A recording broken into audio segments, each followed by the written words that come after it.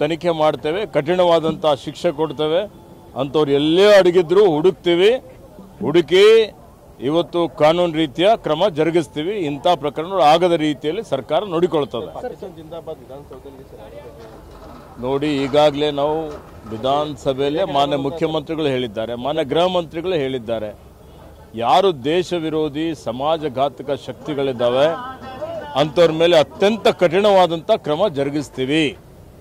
ಇವತ್ತು ಯಾವುದೇ ರೀತಿಯ ಎಂಥ ದೊಡ್ಡ ವ್ಯಕ್ತಿಗಳಿದ್ರು, ಸಂಘಟನೆಗಳಿದ್ರು, ಇವತ್ತು ಸರ್ಕಾರ ಕಾನೂನು ರೀತಿಯ ಕ್ರಮ ಜರುಗಿಸ್ತದೆ. ನೋಡಿ, ಪತ್ತೆ ಹಚ್ತಾ ಇದ್ದಾರೆ, ತನಿಖೆ ಆಗ್ತಾ ಇದೆ, ಅದು FSL ರಿಪೋರ್ಟ್ ಬರಬೇಕು ಅಂತ ಹೇಳಿ ಇವತ್ತು ಈಗಾಗಲೇ ವಿಧಾನಸಭೆಯಲ್ಲಿ ಹೇಳಿದ ಮೇಲೆ ಇನ್ನು ಅದಕ್ಕಿಂತ ಜಾಸ್ತಿ ಯಾರಾದರೂ ಹೇಳ್ಬೋದಾ?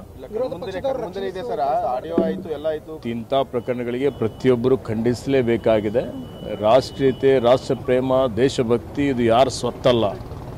140 ಕೋಟಿ ಜನ ರಾಷ್ಟ್ರಭಕ್ತರೇ ಇದ್ದಾರೆ, ರಾಷ್ಟ್ರ ಪ್ರೇಮಿಗಳೇ ಇದ್ದಾರೆ.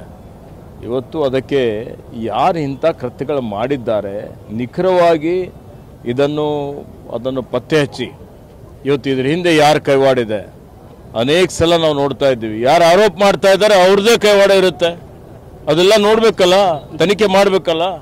ತನಿಖೆ ಮಾಡ್ತಾರೆ, ಸತ್ಯಾಸತ್ಯತೆಗಳನ್ನು ಅರಿತುಕೊಂಡು ಇವತ್ತು ಅತ್ಯಂತ ಕಠಿಣವಾದಂಥ ಶಿಕ್ಷೆ ಕೊಡ್ತಾರೆ. ನೋಡಿ, ಈಗಾಗಲೇ ಹೇಳಿದ್ದೇನೆ, ಇವತ್ತು ನಮ್ಮ ಸರ್ಕಾರ ಹಿಂದೆ ಕಾಂತರಾಜ್ ಒಂದು ಆಯೋಗವನ್ನು ಮಾಡಿ ಇವತ್ತು ಸಾಮಾಜಿಕ ಮತ್ತು ಆರ್ಥಿಕ, ಶೈಕ್ಷಣಿಕ ಸ್ಥಿತಿಗತಿಗಳ ಬಗ್ಗೆ ವರದಿ ಮಾಡಲಿಕ್ಕೆ ಇವತ್ತು ಒಂದು ಆಯೋಗ ರಚನೆ ಮಾಡಿತ್ತು. ಆಯೋಗದವರು ಇವತ್ತು ಆ ವರದಿಯನ್ನು ಸಲ್ಲಿಸಿದ್ದಾರೆ. ಆ ವರದಿಯಲ್ಲಿ ಏನಿದೆ ನಿಮ್ಗೆ ಗೊತ್ತಿದೆಯಾ? ನೋಡಿದ್ದೀರಾ? ಮತ್ತು ವರದಿ ಏನಿದೆ, ವರದಿ ಇವತ್ತು ಒಪ್ಪಿಸಿದ್ದಾರೆ ಅಂತ ಹೇಳಿದರೆ ಅದು ಸರ್ಕಾರ ಅನುಷ್ಠಾನನೇ ಮಾಡ್ತಿದೆ ಅಂತೇಳಿ ಯಾವ ರೀತಿಯಲ್ಲಿ ಹೇಳ್ತಾ ಇದ್ದೀರಿ? ಇದರ ಸಾಧಕ ಬಾಧಕಗಳ ಬಗ್ಗೆ ಸಂಪುಟದಲ್ಲಿ ಚರ್ಚೆ ಆಗ್ತದೆ. ಇವತ್ತು ಎಲ್ಲ ಸಮುದಾಯದವರದಲ್ಲಿ ಎಲ್ಲರನ್ನೂ ವಿಶ್ವಾಸದಲ್ಲಿ ತೆಗೆದುಕೊಂಡು ಇವತ್ತು ಮುಂದಿನ ಕ್ರಮ ತೆಗೆದುಕೊಳ್ತೀವಿ ಅನ್ನುವಂಥ ಭರವಸೆಯನ್ನು ಸನ್ಮಾನ್ಯ ಮುಖ್ಯಮಂತ್ರಿಯವರು ಕೊಟ್ಟಿದ್ದಾರೆ. ಯಾರೂ ಆತಂಕ ಪಡುವಂಥ ಅವಶ್ಯಕತೆ ಇಲ್ಲ. ನೋಡಿ, ನಾನೇನು ಹೇಳಿದ್ದೇನೆ, ಯಾರೂ ಆತಂಕ ಪಡುವ ಅಗತ್ಯ ಇಲ್ಲ. ನೋಡಿ, ಅದಕ್ಕೆ ನಾನು ಹೇಳ್ತಾ ಇದ್ದೀನಿ, ಸರ್ಕಾರದ ಒಂದು ಭಾಗವಾಗಿ ಹೇಳ್ತಾ ಇದ್ದೇನೆ. ಸನ್ಮಾನ್ಯ ಮುಖ್ಯಮಂತ್ರಿಗಳು ಈಗಾಗಲೇ ಇವೆಲ್ಲ ವಿಷಯಗಳು, ಈಗ ನಾವೊಂದು ಆಯೋಗ ರಚನೆ ಮಾಡಿದ್ದೇವೆ, ಆಯೋಗದವರು ವರದಿ ಕೊಟ್ಟರೆ ಇವತ್ತು ವರದಿ ತಗೊಳ್ಬೇಕಲ್ಲ.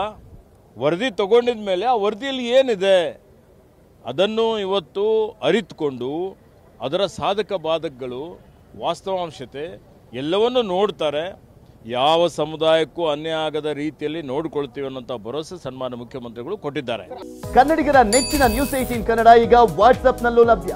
ಕರ್ನಾಟಕ, ದೇಶ ವಿದೇಶಗಳ 360 ಡಿಗ್ರಿ ಸುದ್ದಿಯ ವಿವರಗಳನ್ನ ನಿಮ್ಮ ಕೈ ಬೆರಳುಗಳಲ್ಲೇ ಪಡಿಲಿಕ್ಕೆ ಈ QR ಕೋಡ್ ಅನ್ನ ಸ್ಕ್ಯಾನ್ ಮಾಡಿ, ನಮ್ಮ ಚಾನಲ್ ಫಾಲೋ ಮಾಡಿ, ನೋಟಿಫಿಕೇಶನ್ ಆನ್ ಮಾಡಿ.